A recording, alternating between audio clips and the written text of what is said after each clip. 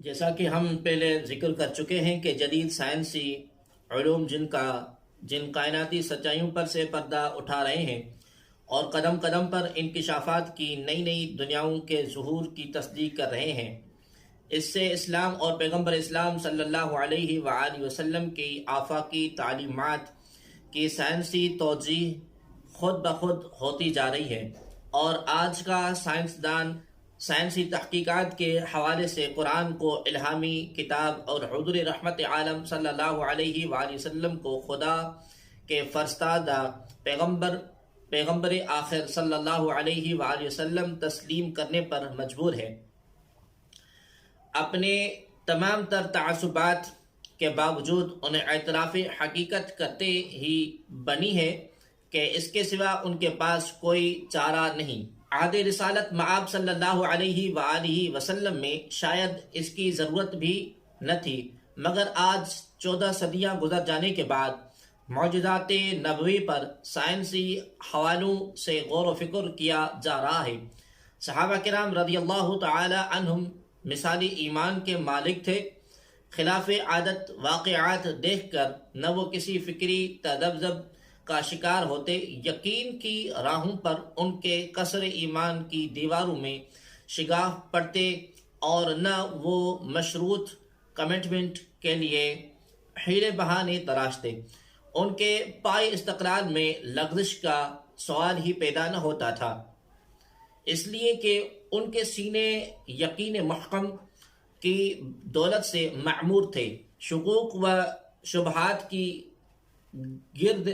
ان کے آئین دل پر ذرا سی بھی خراش نہ ڈال سکتی تھی۔ عہد جدید کا مسلمان غبار تشکیک میں گم ہے، اور اسے معجزات نبوی اور کمالات مصطفیٰ صلی اللہ علیہ وآلہ وسلم سے بخوبی آگاہ کرنے کے لیے اس کے ساتھ جدید سائنسی تناظر میں بات کرنا ضروری ہے۔ اگر مسلمان دانشور اس سلسلے میں محنت کریں تو صرف یہ کہ نوجوان نسل کا ایمان غارت ہونے سے بچایا جا سکتا ہے، بلکہ غیر مسلموں کو بھی عظمت مصطفیٰ صلی اللہ تعالی علیہ وآلہ وسلم سے روشناس کراتے ہوئے دعوت و تبلیغ کا فریضہ بطریق احسن ادا کیا جا سکتا ہے۔ دین میں ہم سرور انبیاء صلی اللہ علیہ وآلہ وسلم کے معجزات جلیلہ کا جدید سائنسی حوالوں سے بالاختصار ذکر کریں گے، تاکہ عقل کے غلام اور مادی سوچ رکھنے والے محققین بھی ربوبیت باری تعالی کو دل و جان سے تسلیم کر کے بارگاہ خداوندی میں سر بسجود ہونے کا اعزاز حاصل کریں گے۔ اس جگہ تفصیل میں جائے بغیر چند چیدہ معجزات کا ذکر صرف اجمالاً ہی کیا جائے گا۔ تفصیل مطالعہ کے لیے ہم انشاءاللہ العزیز ایک معجزات پر مبنی ایک ویڈیو ریکارڈ کرائیں گے۔ اللہ تبارک و تعالی آپ کا اور ہمارا حامی اور ناصر ہو۔ ناظرین محترم، معراج کمال معجزات مصطفیٰ صلی اللہ علیہ وآلہ وسلم ہے۔ یہ وہ عظیم خارق عادت واقعہ ہے جس نے تسخیر کائنات کے مقفل دروازوں کو کھولنے کی ابتدا کی۔ انسان نے آگے چل کر تحقیق و جستجو کے بند کواڑوں پر دستک دی اور خلا میں پیچیدہ راستوں کی تلاش کا فریضہ سر انجام دیا۔ رات کے مختصر سے وقفے میں جب اللہ رب العزت حضور رحمت عالم صلی اللہ علیہ وآلہ وسلم کو مسجد حرام سے نہ صرف مسجد اقصی تک بلکہ جملہ سماوی کائنات کی بے انت وسعتوں کے اس پار قاب قوسین او ادنا کے مقامات بلند تک لے گیا، اور آپ مدتوں وہاں قیام کے بعد اس قلیل مدتی زمینی ساعت میں اس زمین پر دوبارہ جلوہ افروز بھی ہو گئے۔ آج سے 1400 سال قبل علوم انسانی میں اتنی وسعت تھی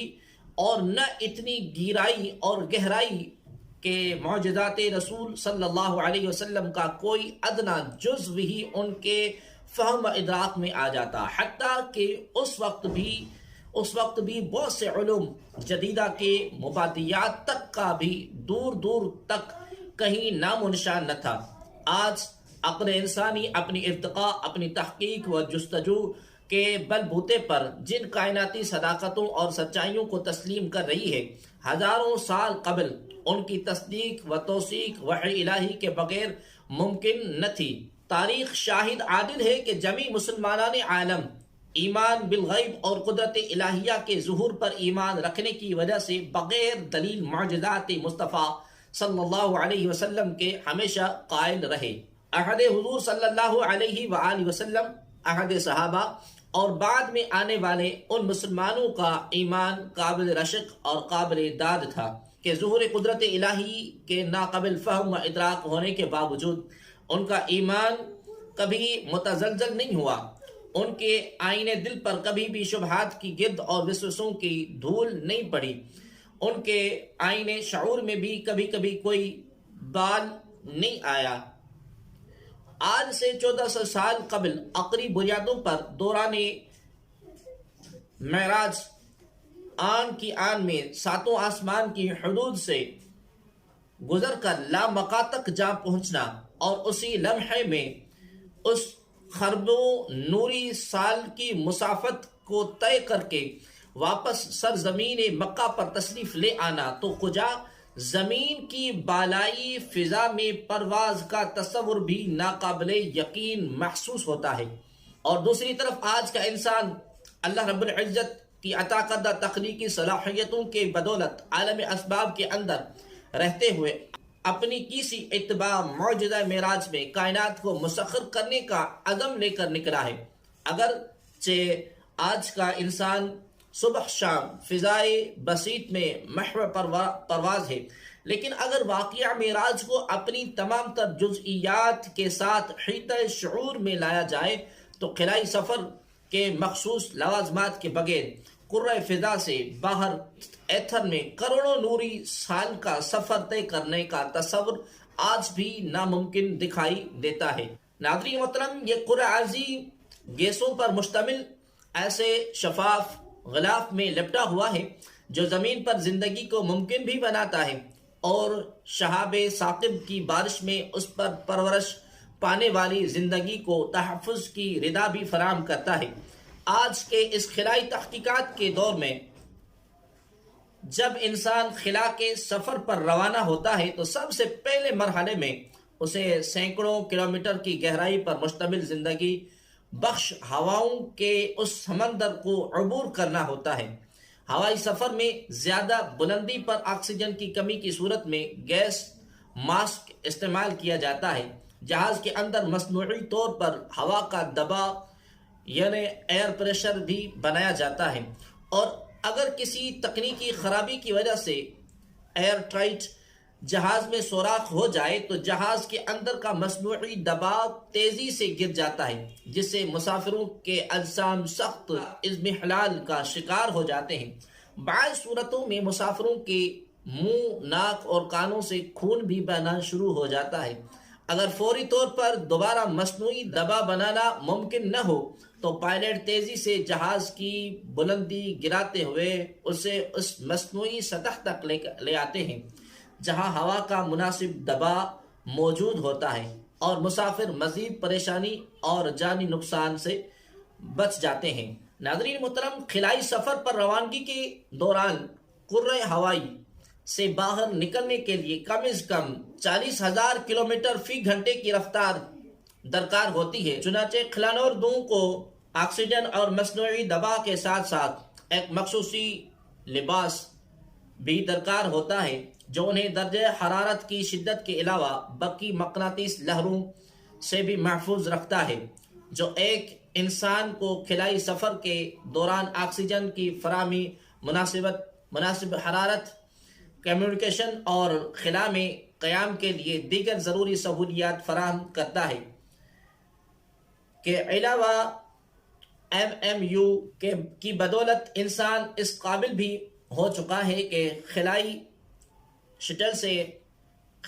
سے باہر نکل کر ایک مصنوعی سیارے کی طرح زمین کے مدار میں طویل وقت کے لیے بآسانی چہل قدمی کر سکے۔ ناظرین محترم، ہوائی سفر کے مشکلات پر بتدریج قابو پایا جا رہا ہے، اور اب یہ سفر کسی حد تک محفوظ خیال کیا جاتا ہے لیکن خلائی سفر میں انسان کو فنی اور تکنیکی پیچیدگیوں کا ہی سامنا نہیں کرنا پڑتا، بلکہ نفسیاتی الجھنیں بھی اس کا دامن تھام لیتی ہیں۔ خلا کا سفر خطرات سے خالی نہیں، لیکن جذبہ تسخیر کائنات عزم کو عمل کے سانچے میں ڈھالتا ہے تو انسان چاند کی سطح پر اپنی عظمت کا پرچم نصب کرنے کے بعد اپنے خلائی سفر کے اگلے مرحلے کی منصوبہ بندی میں مصروف ہو جاتا ہے۔ 20ویں صدیوں میں یہ کارنامہ سر انجام دیا جا چکا ہے۔ خلائی تحقیقات کے امریکی ادارے ناسا کی طرف سے تسخیر مہتاب کے لیے شروع کیے گئے 10 سال اپولو مشن کے تحت جولائی 1969 میں چاند کا پہلا کامیاب سفر کرنے والے اپولو 11 کے مسافر امریکی خلانور نیل آرمسٹرانگ اور ایڈون بز تاریخ انسانی کے وہ پہلے افراد تھے جو چاند کی سطح پر اترے، جبکہ ان کا تیسرا ساتھی کولنز اس دوران مصنوعی سیارے کی مانند چاند کی گرد محو گردش کر رہا۔ اس دوران امریکی ریاست فلوریڈا میں قائم زمینی مرکز میں موجود سائنسدان انہیں براہ راست ہدایت دے رہے تھے۔ ضروری تجربات کے علاوہ مختلف ساخت کے چند پتھروں کے نمونے وغیرہ لے کر روانگی سے محض 2 دن بعد خلانوردوں کا یہ مہم جو قافلہ واپسی زمین پر آ گیا۔ اس مہم کے دوران پل پل کی خبر ٹی وی اور ریڈیو کے ذریعے زمین کے مختلف خطوں میں بسنے والے انسانوں تک پہنچائی جاتی رہی۔ عالم انسانیت کی ان خلائی فتوحات اور تسخیر مہتاب کا ذکر 14 صدیاں قبل صحیفہ کمال یعنی قرآن مجید میں پوری وضاحت کے ساتھ کر دیا گیا تھا۔ ارشاد خداوندی ہے والقمر اذا اتسق لترکبن طبقا عن طبق فما لهم لا يؤمنون، یعنی قسم ہے چاند کی جب وہ پورا دکھائی دیتا ہے تم یقیناً طبق در طبق ضرور سواری کرتے ہوئے جاؤ گے، تو انہیں کیا ہو گیا کہ قرآنی پیشن گوئی کی صداقت دیکھ کر بھی ایمان نہیں لاتے۔ قرآن حکیم کے علاوہ بائبل سمیت دیگر صحائف آسمانی اور مذہبی کتب میں اس قدر درست سائنسی حوالے بالکل نہیں ملتے۔ درج بالا آیات مبارکہ میں تسخیر مہتاب کا جو واضح اشارہ ہے، 20ویں صدی کے انسان نے اس اشارے کی عملی تفسیر اپنی آنکھوں سے دیکھی۔ آج کے انسان نے کامیابی و کامرانی کی ان گنت منازل طے کر لی ہیں۔ علوم جدیدہ انسانی کے ذہن کو کشادگی بخش رہے ہیں، الجھی ہوئی گرہیں کھل رہی ہیں اور کائنات اپنی ازلی صداقتوں کے ساتھ نکھر کر اس کے سامنے بے نقاب ہوتی چلی آ رہی ہیں، لیکن اپنی تمام تر مادی ترقی کے باوجود ابھی تک انسان روشنی کی رفتار سے سفر کرنے کی صلاحیت حاصل نہیں کر سکا۔ روشنی 3 لاکھ کلومیٹر فی سیکنڈ کی رفتار سے سفر کرتی ہے اور سائنس کی زبان میں اس قدر رفتار کا حصول کسی بھی مادی شے کے لیے محال ہے۔ ناظرین محترم، ممتاز سائنسدان البرٹ آئنسٹائن نے 1905 میں نظریہ اضافیت مخصوصہ پیش کیا۔ اس تھیوری میں آئنسٹائن نے وقت اور فاصلہ دونوں کو تغیر پذیر قرار دیتے ہوئے واضح کیا کہ زمان و مکان ٹائم اینڈ اسپیس کی گتھیاں اس تھیوری کی کما حقہ ادراک کے بغیر نہیں سلجھ سکتی۔ آئنسٹائن نے ثابت کیا کہ مادہ، توانائی، کشش، زمان اور مکان میں ایک خاص ربط اور ایک خاص نسبت پائی جاتی ہے۔ اس نے یہ بھی ثابت کیا کہ ان سب کے متعلقاً کوئی حیثیت نہیں۔ مثلا جب ہم کسی وقت یا فاصلے کی پیمائش کرتے ہیں تو وہ اضافی حیثیت سے کرتے ہیں، گویا کائنات کے مختلف مقامات پر وقت اور فاصلہ دونوں کی پیمائش میں کمی و بیشی ممکن ہے۔ نظریہ اضافت میں آئنسٹائن نے یہ بھی ثابت کیا کہ کسی بھی مادی جسم کے لیے روشنی کی رفتار کا حصول ناممکن ہے، اور ایک جسم جب 2 مختلف رفتاروں سے حرکت کرتا ہے تو اسے حجم بھی اسی تناسب سے گھٹتا اور بڑھتا ہے۔ آئنسٹائن برسوں کے غور و فکر کے بعد اس نتیجے پر پہنچا کہ انتہائی تیز رفتار متحرک جسم کی لمبائی اس کی حرکت کی سمت میں کم ہو جاتی ہے، چنانچہ روشنی کے 90% رفتار سے سفر کرنے والے جسم کی کمیت دگنا ہو جاتی ہے، جبکہ اس کا حجم نصف رہ جاتا ہے، اور اس کے ساتھ ہی ساتھ وقت کی رفتار بھی اس پر نصف رہ جاتی ہے۔ مثال کے طور پر اگر کوئی راکٹ 1,67,000 میل فی سیکنڈ روشنی کی رفتار کا 90% رفتار سے 10 سال سفر کرے تو اس میں موجود خلانورد کی عمر میں صرف 5 سال کا اضافہ ہوگا، جبکہ زمین پر موجود اس کے جڑواں بھائی پر 10 سال گزرنے کی وجہ سے خلانورد اس سے 5 سال چھوٹا رہ جائے گا۔ آئنسٹائن نے اس کی وجہ یہ بیان کی ہے کہ انسانی جسم کی اس محیر العقول رفتار پر نہ صرف دل کی دھڑکن اور دوران خون بالکل انسانی نظام انہدام اور تنفس بھی سست پڑ جائے گا، جس کا لازمی نتیجہ اس خلانورد کی عمر میں کمی کی صورت میں نکلے گا۔ آئنسٹائن کے اس نظریے کے مطابق روشنی کی رفتار کا 90% حاصل کرنے سے جہاں وقت کی رفتار نصف رہ جاتی ہے، وہاں جسم کا حجم بھی سکڑ کر نصف رہ جاتا ہے۔ اگر مادی جسم اس سے بھی زیادہ رفتار حاصل کر لے تو اس کی حجم اور اس پر گزرنے والے وقت کی رفتار میں بھی اسی تناسب سے کمی ہوتی چلی جائے گی۔ اس نظریے میں سب سے دلچسپ اور قابل غور نکتہ یہ ہے کہ اگر بالفرض محال کوئی مادی جسم روشنی کی رفتار حاصل کر لے تو اس پر وقت کی رفتار بالکل تھم جائے گی اور اس کی کمیت بڑھتے بڑھتے لامحدود ہو جائے گی اور اس کا حجم سکڑ کر بالکل ختم ہو جائے گا، گویا جسم فنا ہو جائے گا۔ یہی وہ کشوٹی ہے جس کی بنیاد پر آئنسٹائن اس نتیجے پر پہنچا کہ کسی بھی مادی جسم کے لیے روشنی کی رفتار کا حصول ناممکن ہے۔ ناظرین محترم، آئنسٹائن کے نظریے اضافت تھیوری آف ریلیٹیوٹی کے مطابق روشنی کی رفتار حصول اور اس کے نتیجے میں حرکت پذیر مادی جسم پر وقت کا تھم جانا اور اثر پذیر کھو دینا ناممکن ہے، کیونکہ اس صورت میں مادی جسم کی کمیت لامحدود ہو جانے کے ساتھ ساتھ اس کا حجم بالکل ختم ہو جائے گا۔ آئنسٹائن کے نظریے کی روح سے یہی قانون فطرت پورے نظام کائنات میں لاگو ہے۔ اب اس قانون کی روشنی میں سفر معراج کا جائزہ لیں تو ہم دیکھتے ہیں کہ اللہ کی عادت کا یہ نظام فطرت اس کی قدرت کے مظہر کے طور پر بدل گیا، وقت بھی تھم گیا، جسم کی کمیت بھی لامحدود نہ ہوئی اور وہ فنا ہونے سے بچا رہا، اس کا حجم بھی جوں کا توں برقرار رہا اور خلائی سفر کی لابدی مقتضیات پورے کیے بغیر سیاح لامقا صلی اللہ علیہ وآلہ وسلم نے براق کی رفتار سے سفر کیا، بیت المقدس میں تعدید ارکان کے ساتھ نمازیں بھی ادا کی، دوران سفر کھایا اور پیا، لامقام کی سیر بھی کی، اللہ کے برگزیدہ انبیاء کے علاوہ خود اللہ رب العزت کا قاب قوسین اور او ادنا کے مقامات رفعت پر جلوہ بھی کیا، اور بالآخر سفر معراج کے اختتام پر واپس زمین کی طرف پلٹے تو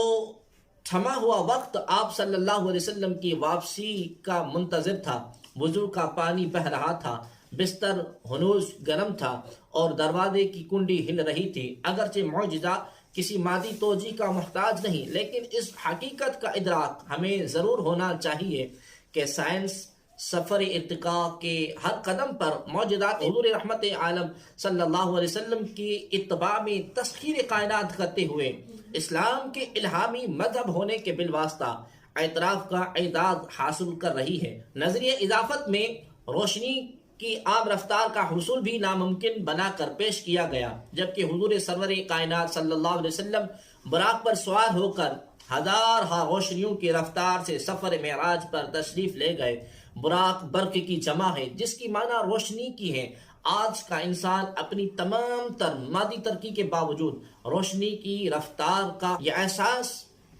اپنے لیے ناممکن تصور کرتا ہے۔ یہ احساس محرومی اس احساس کم تری میں مبتلا کر دیتا ہے، جبکہ تاجدار کائنات صلی اللہ علیہ وآلہ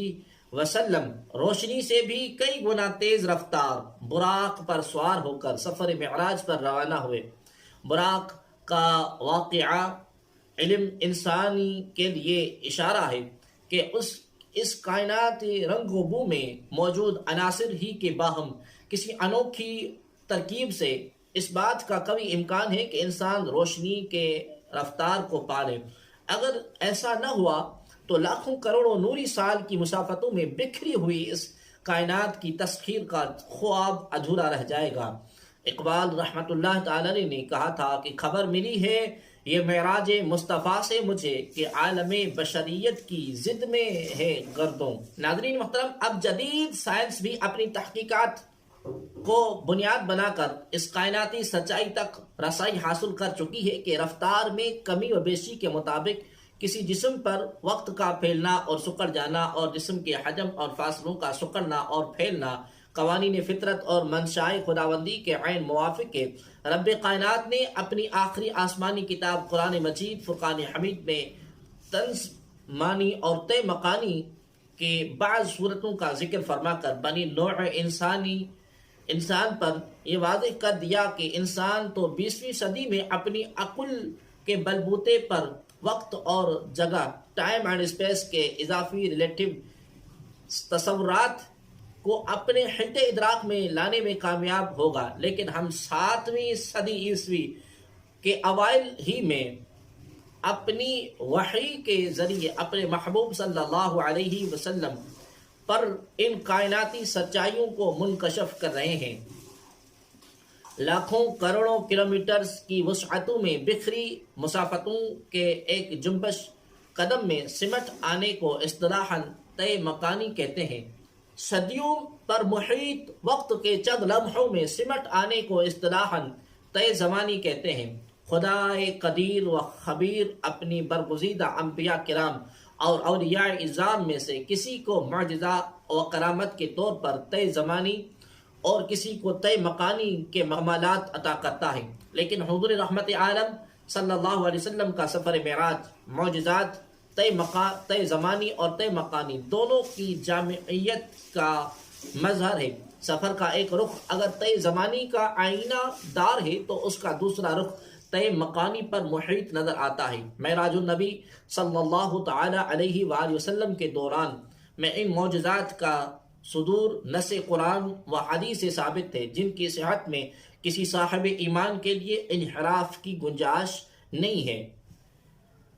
حضرت سلیمان علیہ السلام ملکہ سبا یعنی بلقیس کے تخت کے بارے میں اپنے درباریوں سے سوال کرتے ہیں۔ قال یا ایھا الملأ ایکم یأتینی بعرشها قبل ان یأتونی مسلمین۔ حضرت سلیمان علیہ السلام نے فرمایا، اے دربار والو، تم میں سے کون اس ملکہ کا تخت میرے پاس لا سکتا ہے قبل اس کے کہ وہ لوگ فرما بردار ہو کر میرے پاس آ جائیں۔ ملکہ سبا کا تخت دربار سلیمان علیہ السلام سے تقریباً 900 میل کے فاصلے پر پڑا ہوا تھا۔ حضرت سلیمان علیہ السلام چاہتے تھے کہ ملکہ سبا جو مطیع ہو کر ان کی دربار میں حاضر ہونے کے لیے اپنے پائے تخت سے روانہ ہو چکی ہے، اس کا تخت اس کے آنے سے قبل ہی سر دربار پیش کر دیا جائے۔ قرآن مجید کہتا ہے کہ قال عفریت من الجن انا آتیک به قبل ان تقوم من مقامک وانی علیہ لقوی امین۔ ایک قوی ہیکل جن نے عرض کیا، میں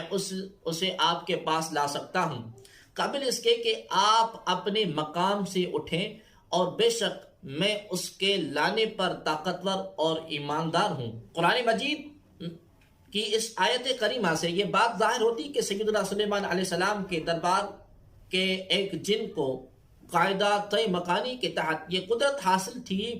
کہ وہ دربار برخاست ہونے سے پہلے 900 میل کی مسافت سے تخت بلقیس لا کر حاضر کر دیں، لیکن حضرت سلیمان علیہ السلام کو اتنی تاخیر بھی گوارا نہ ہوئی۔ اس موقع پر آپ کا ایک صحابی آصف بن برخیا جس کے پاس کتاب اللہ کا علم تھا، خود کو حضرت سلیمان علیہ السلام کی خدمت میں پیش کرتا ہے۔ اس انداز کو قرآن کریم نے اس طرح بیان فرمایا، قال الذین عنده علم من الکتاب انا آتیک به قبل أن يرتد إليك طرفك فلما رآه مستقرا عنده قال هذا من فضل ربي. پھر ایک ایسے شخص نے عرض کیا جس کے پاس آسمانی کتاب کا کچھ علم تھا کہ میں اسے آپ کے پاس لا سکتا ہوں قبل اس کے کہ آپ کی نگاہ آپ کی طرف پلٹے. پھر جب سلیمان علیہ السلام نے اس تخت کو اپنے پاس رکھا ہوا دیکھا تو کہا کہ یہ میرے رب کا فضل ہے. حضرت سلیمان علیہ السلام کا ایک برگزیدہ صحابی آنکھ جھپکنے سے پہلے تخت بلقیس اپنے نبی کے قدموں میں حاضر کر دیتا ہے. یہ طے مکانی کی ایک ناقابل تردید قرآنی مثال تھی کہ فاصلے سمٹ گئے جسے قرآن حکیم نے حضرت سلیمان علیہ السلام کی ایک امتی سے منسوب کیا. اگر اس کرامت کا صدور حضرت سلیمان علیہ السلام کے ایک امتی سے ہو سکتا ہے تو اس بات کا بخوبی اندازہ لگایا جا سکتا ہے کہ نبی آخر زمان صلی اللہ علیہ وسلم کی امت کے نفوس قدسیہ کے کمالات کی کیا حد ہوگی. مرد مومن کا اشارہ پاتے ہی ہزاروں میل کی مسافت اس کے ایک قدم میں سمٹ آتی ہے اور اس کے قدم اٹھانے سے پہلے شرق و غرب کے مقامات زیر پا آ جاتے ہیں. بقول علامہ اقبال رحمۃ اللہ تعالی علیہ آپ فرماتے ہیں دو نیم ان کی ٹھوکر سے صحرا و دریا سمٹ کر پہاڑ ان کی ہیبت سے رانی. ناظرین محترم، قرآن ہر علم، حکمت اور دانائی کا سر چشمہ ہے جو کائنات کے راز ہائے سربستہ کو ذہن انسانی پر منکشف کرتا ہے اور اس میں شعور و آگاہی کے ان گنت چراغ روشن کرتا ہے. طے زمانی کا ذکر بھی ربارز و سماوات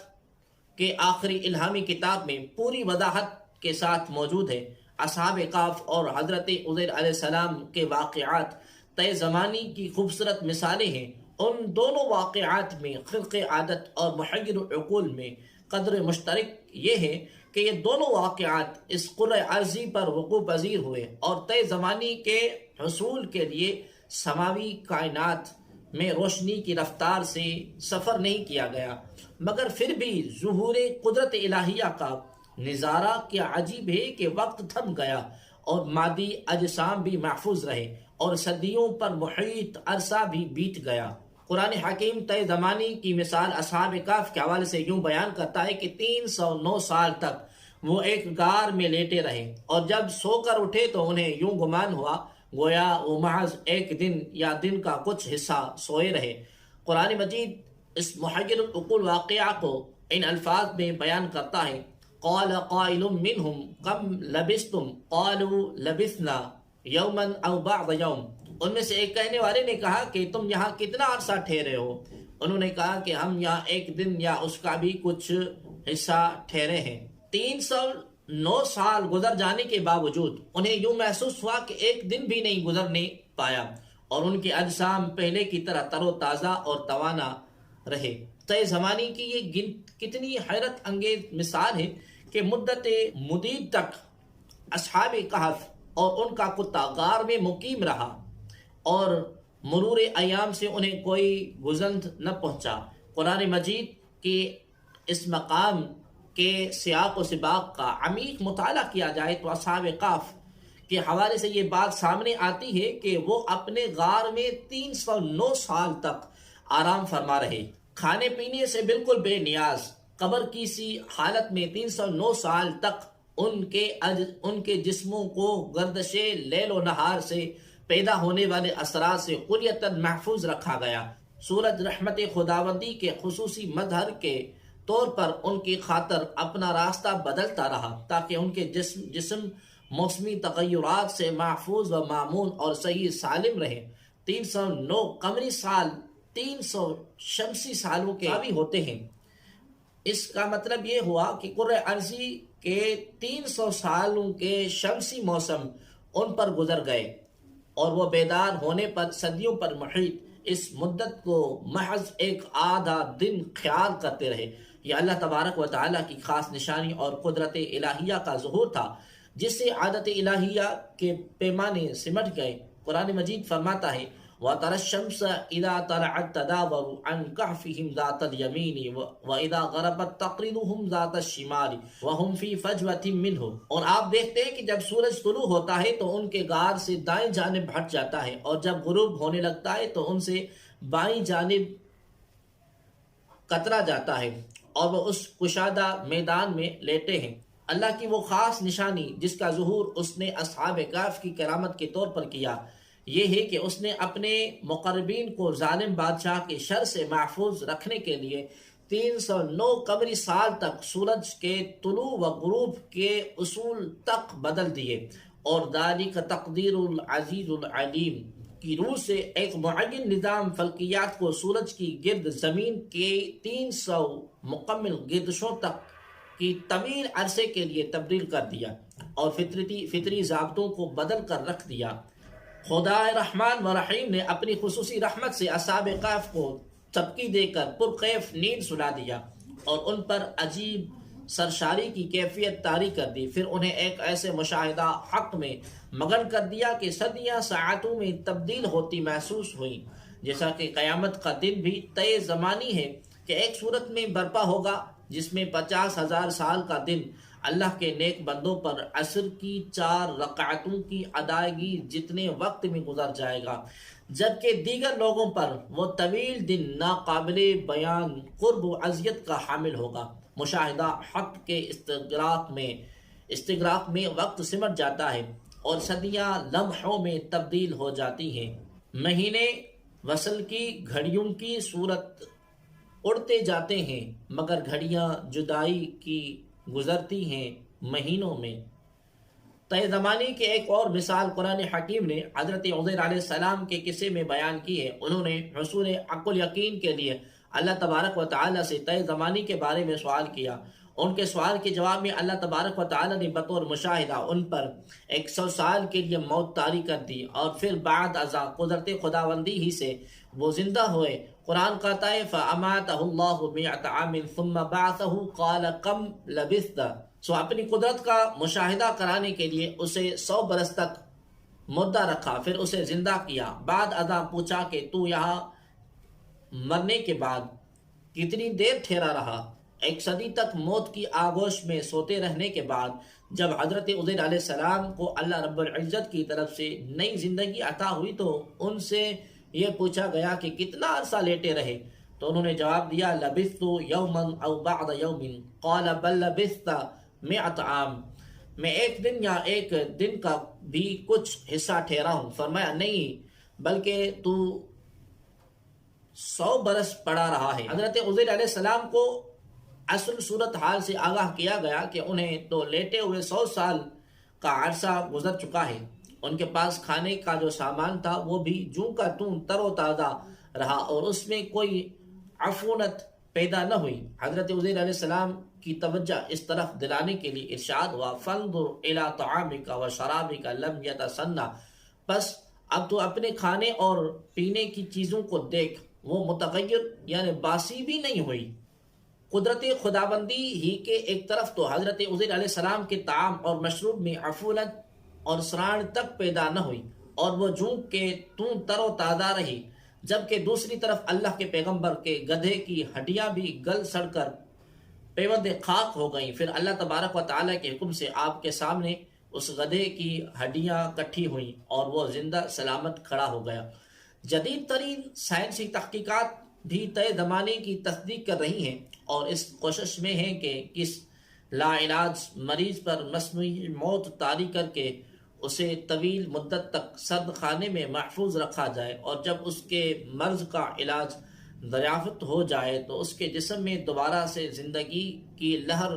دوڑا کر اس مریض کا علاج کیا جائے، اور ایک طویل عرصے گزرنے کے بعد اسے ایک بار پھر روزمرہ کے معمولات کی ادائیگی کے قابل بنا دیا جائے۔ عین ممکن ہے کہ اس وقت تک اس کی اپنی اولاد میں سے کئی نسلیں موت سے ہمکنار ہو چکی ہوں۔ انسان کا یہ خواب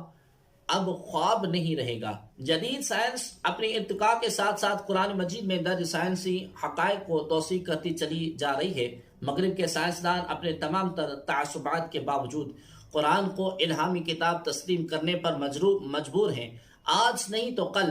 عقلی بنیادوں پر تشکیل پانے والا ذہن جدید تعلیمات اسلامی کی سچائیوں کے اعتراف میں پیش ہوگا۔ اس لیے آنے والی ہر صدی اسلام کی صدی ہے۔ مغربی دنیا کے پاس اسلامی تعلیمات کی حقانیت کو تسلیم کرتے ہوئے اس کے دامن رحمت میں پناہ ڈھونڈنے کے سوا کوئی چارہ نہ ہوگا، اور مصطفی انقلاب کا سورج مغرب کے افق پر بھی اپنی تمام تر تخلیقی توانائیوں کے ساتھ جلوہ گر ہوگا۔ زمین پر اترنے والا ہر لمحہ اللہ کی توحید اور حضور رحمت عالم صلی اللہ علیہ وسلم کی رسالت کی گواہی دے رہا ہے۔ قرآن مجید میں مذکور حضرت عزیر علیہ السلام کی اس مثال میں طے زمانی کا کیا منظر تھا کہ 100 سال کا عرصہ گزر گیا اور اس کے باوجود ان کے مادی جسم کو کوئی گزر نہ پہنچا، اور وہ موسموں کی تغیر و تبدیل سے پیدا ہونے والے اثرات سے محفوظ رہا۔ وقت ان کے کھانے پینے کی اشیاء پر بھی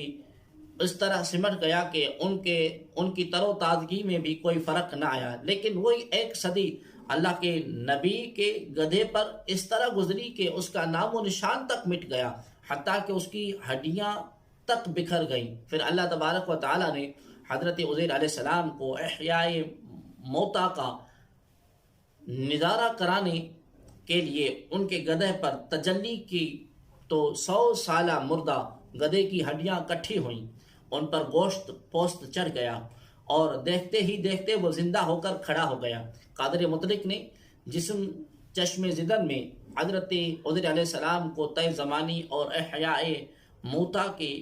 منظر دکھلا دیے۔ خدا کی ذات اگر بنی اسرائیل کے ایک پیغمبر کو اپنی قدرت خاص کے کرشمے دکھا سکتی ہے تو اپنے حبیب نبی آخر زمان صلی اللہ علیہ وسلم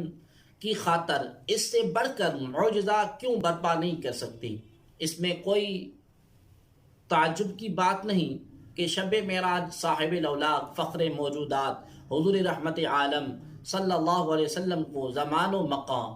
ٹائم اینڈ اسپیس کی مسافتیں طے کروانے کے بعد